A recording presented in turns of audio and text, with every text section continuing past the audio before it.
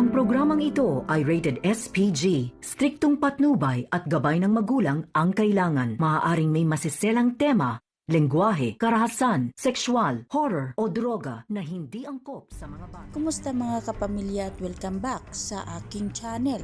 Narito ang aabangan natin sa FVJ, Batang Quiapo. Nagliliyab ang galit ni Miguelito matapos niyang makita sa balita ang dati niyang kaalyado ay nagsasalita sa publiko at ibinunyag ang lahat ng mga sekreto ng mga gerero. Hindi matanggap ni Miguelito na unti-unti na silang hinihila ng mga tao papalayo sa munisipyo. Lalo pang sumabog ang galit ni Miguelito nang malaman niya mula sa kanyang abogado na malakas ang ebidensya nila Tanggol. Hawak nga ngayon ni Commissioner Medina ang resulta ng recount. Hindi nga ngayon matanggap ni Medina na muli na namang dayain ang resulta ng eleksyon dahil hindi nga tinanggap ni Medina ang alok ni Miguelito na bayaran ang kanyang katahimikan. Para kay Commissioner Medina, oras na para malaman ng buong Kamaynilaan na si Tanggol talaga ang nananalo sa eleksyon noon. Gagawin ni Miguelito lahat, manatili lang siya sa kanyang pwesto bilang mayor. Ito lang kamalay-malay si Miguelito na sinundan pala siya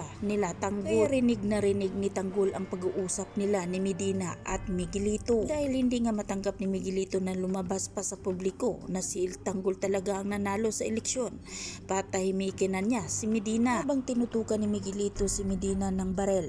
Sakto naman ang pagdating ni Tanggol. Sinigawan ni Tanggol si Miguelito at sabay itong pinapaputukan. Tamaan naman si Miguelito ni Tanggol dahilan sa kanyang pagkatumba. Bilang banda sa presento, kinausap ni Roberto si Punggay.